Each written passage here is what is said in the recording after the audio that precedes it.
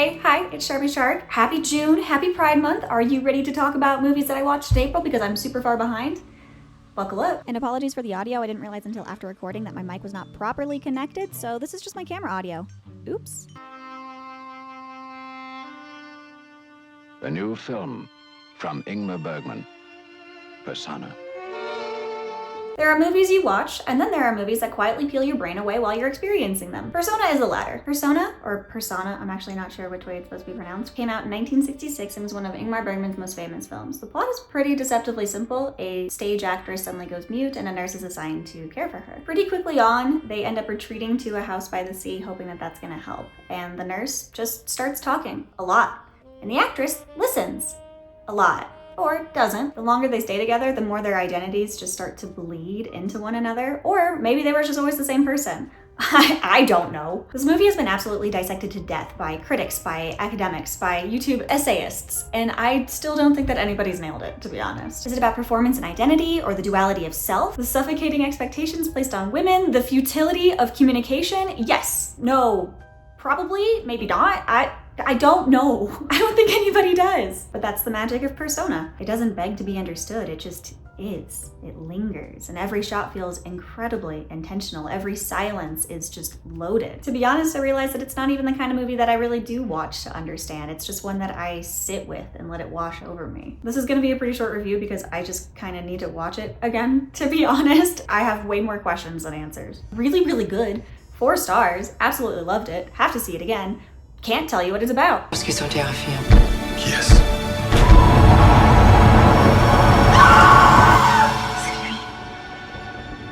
This film is wild. We stumbled into You in the Night not realizing that it was directed by Jan Gonzalez, who was the same director who did Knife Plus Heart, which we're obsessed with. But by the end, when the director's name pops up in the credits, because it's not in the beginning, we had the same reaction of just like, oh, yep, that checks out. You in the Night is a French film that came out in 2013, and the plot, again, is a simple setup. A stylish couple and their maid, who in the official synopsis is labeled as a transvestite, very like Rocky Horror Picture Show kind of stuff, but I know that's an outdated term. The character Udo is very non-binary, gender fluid kind of vibes. Super cool character. And they're throwing an orgy.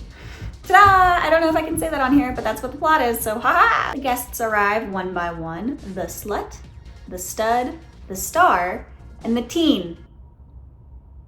French films, man. He's supposed to be like 18 or 19, but it gets, I don't know. But anyway, as everyone's arriving, instead of just launching into being something super softcore, the film twists and becomes something way more chaotic and strange. Each guest has their own story to tell, and they're melancholy, they're bizarre, poetic, and absurd. It sort of becomes this weird erotic fairy tale. Like, I couldn't tell what was real and what wasn't real, and I loved that. The whole thing just absolutely drips with surrealism and theatrical energy. There are monologues that feel like stage plays, there's dream logic, and these slow pans that are just drenched in neon. It's horny, but it's also really sad and profound. And then it's also absolutely ridiculous. Like, there's this one part where the stud, that's his name, who's played by an actual French soccer player, Eric Cantona, by the way, he delivers this super sincere, drawn-out monologue about his penis, like it's the end of Amadeus. And it worked! The score was done by a French electronic duo named M83, and it just wrapped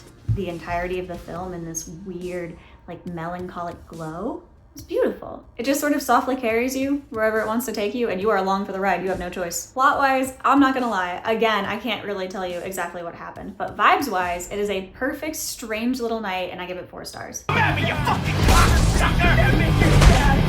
Theater time! Theater in America! Theater time! Theater in America! Oh my god, I love this movie so much. It's one of my favorites. We watched it sometime last year, and I have been just a full Kyle Gallner fangirl ever since. He's got this scuzzy punk charm just down to his sides, and he's so hot. We finally got to show it to a couple friends of ours recently, and then watching them fall in love with it, it felt the same as the first time I watched it, and it was wonderful. It kind of feels like one of those movies that you're like letting someone in on a secret. You're like, oh, you haven't seen Dinner in America?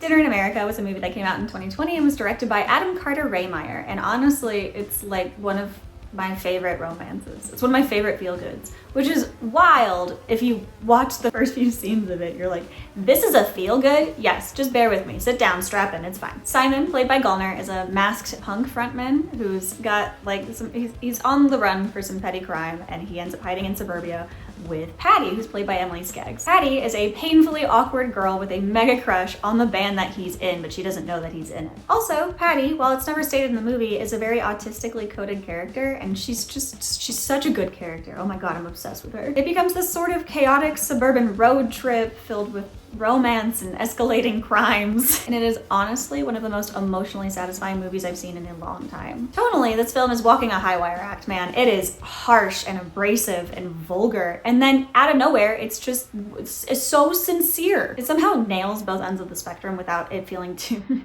the spectrum. I'm leaving that in. Without it feeling like it's try hard. Kyle Gallner absolutely kills it, of course. He plays Simon like a feral raccoon with a heart of gold. And it's just so good. It's one of my favorite performances by him. And Emily Skeggs. Oh my god. It would have been so easy to turn Patty into this like sort of caricature, but she gives her this real sweetness and agency. And the chemistry between them is just weird and electric and perfect. I also feel the need to mention that Leah Thompson plays a horny suburban mom in this, because I guess that's her niche. And hey, she does a great job doing it. This movie is absolutely adorable and punk as hell. 5 stars. It's one of my favorite movies.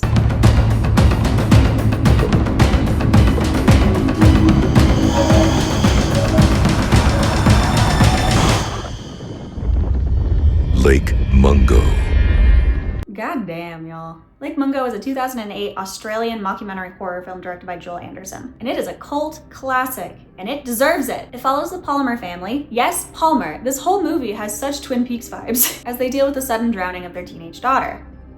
Again, Twin Peaks vibes. But this movie isn't just about the grief. It's about the weirdness that grief leaves behind. The footage, the secrets, the feeling like something just isn't right. And in this case, something is very much not right. I would not say that this is your typical horror movie. If you like your scares fast and loud, like the Conjuring series, the jump scare factory vibe, I don't know if this would be for you, but I still want you to watch it. But if you're like me and your brain loves to torment you with dread and lingering tension, have I got a film for you. There's actually only one jump scare in the entire thing, and it is effective. It gave me the willies. Oh my god, I was thinking about it for hours. Ooh, one of my favorite scenes, this is not a spoiler, is it's a mockumentary style. So they are interviewing the dad, and he's sitting in his daughter's room, and he's recounting the story of when he thought he saw his daughter's ghost. And they don't cut to a reenactment. The actual film crew doesn't like make something move in CGI or anything. It's literally just the dad sitting down telling you the story. And it is horrifying because of all things that can scare you in this world, your brain is the number one thing. So it's just horrifying. You're coming up with the images that her dad is explaining, and you're just, ah! The performances feel painfully real, especially from the parents. It's a very layered film. You keep learning more. Again, very Twin Peaks. You keep learning more and more about the daughter's life and what she was hiding, what she was trying to show people. There's so much. It definitely deserves a rewatch so you can go back and find all of the things that you missed the first time. It's eerie, it's devastating, and it just crawls under your skin and it stays there. 4 stars.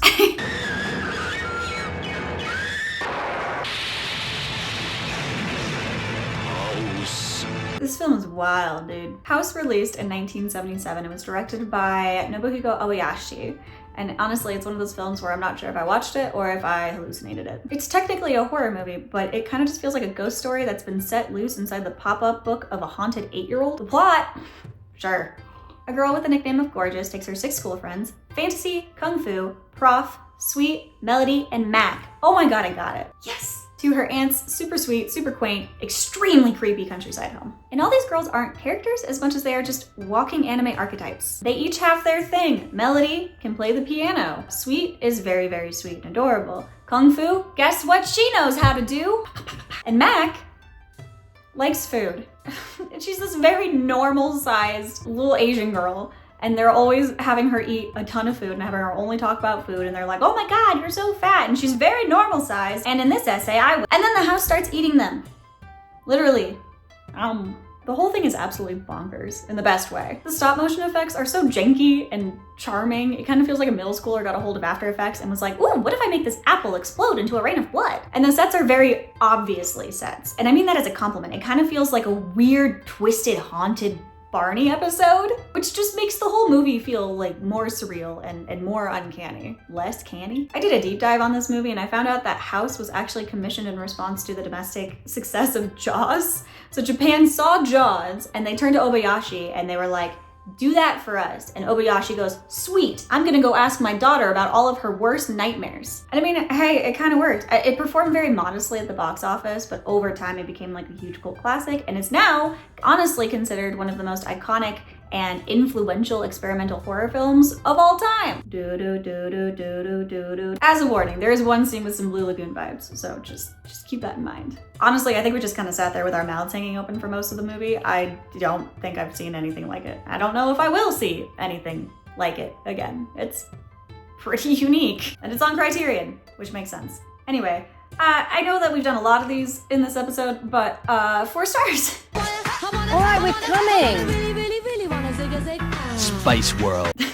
Hey, you can't just always watch like moody Criterion movies. You gotta have some fun sometimes. Who was your favorite Spice Girlie? Because mine was always Posh. Y'all, this movie is such a mess. Have you watched it recently? Okay, I'm gonna be honest. We were out all day and we were hanging out with friends and we put it on. I kind of fell asleep here and there, and I can't tell if that made it better or worse, but I mean, the plot is nonsensical either way. It was fun to just like open my eyes to pure bursts of 90s glitter chaos. The official plot, these Spice Girls, posh, sporty, Space would have been cool. Posh, sporty, baby, spice, and scary. Did I say scary twice? No. Are zooming around London in their custom double-decker spice bus, which does not make sense. It's like the TARDIS. You go in and it's way bigger than it should be. While juggling rehearsals, avoiding paparazzi, and smear campaigns by a tabloid boss. It's like a hard day's night, but you just crank it up to 11 and you hand it a glitter bomb for effect. But plot, who cares, honestly? It just feels like one fever dream sequence after the other. I'm actually pretty sure that even if they wrote a script, they didn't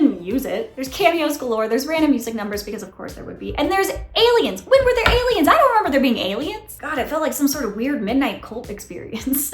Now, is it good? No, but did my heart grow 3 sizes? Absolutely. So judging it as a movie, 1 star. But it's got a big ol' heart for delivering unapologetic, chaotic 90s goodness. Au lieu du piano, Une flûte. une flûte. On reprend au la.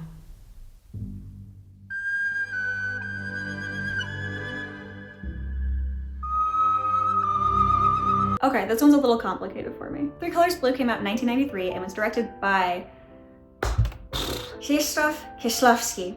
Oh, that was bad. I'm so sorry. I think it would be better. I dated a Polish guy for 2.5 years. Przepraszam. It's the first in his 3 Colors trilogy, which are all loosely tied to the ideals of the French flag, so liberty, equality, and fraternity. Ooh, 4 years of French class. Yeah! Blue is about liberty, but not in the way that you would think. It follows Julie, who's played by Juliette Binoche, a woman who loses her husband and her daughter in a car crash and tries to free herself from everything. Her grief, her past, her music, her identity. She moves to a quiet apartment in Paris and tries to sever every emotional tie that she has. But slowly, the world starts creeping back in like it does. Turns out, her late husband may not have been as perfect as she thought he was. I wanted to like this more than I did. I get why it's beloved. The cinematography is stunning. Every shot feels really deliberate, and the use of color, specifically blue, is symbolic without being obnoxious, and Binoche gives a killer performance. There's a calm, heavy quietness to the way that she plays Julie, which makes you feel the weight even when no one's talking. Honestly, the visual imagery is just a masterclass.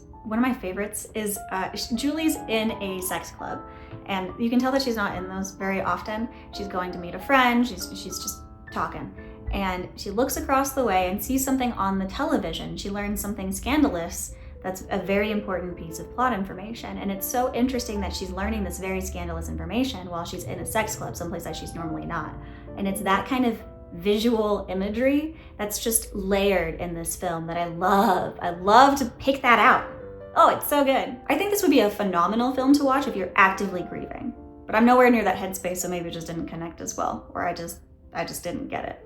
But It is really good, and I am excited to watch the other two in its trilogy and see if those resonate a little bit more. 3 stars for me. It's beautiful, it's impressive, it's immersive, it just didn't quite click for me. And that was everything I watched in April. It was a little bit of a shorter list this month, but May definitely made up for it because that is a lot of movies. Anyway, thank you for watching, thanks for hanging out, and I hope you have a great rest of your day. Bye!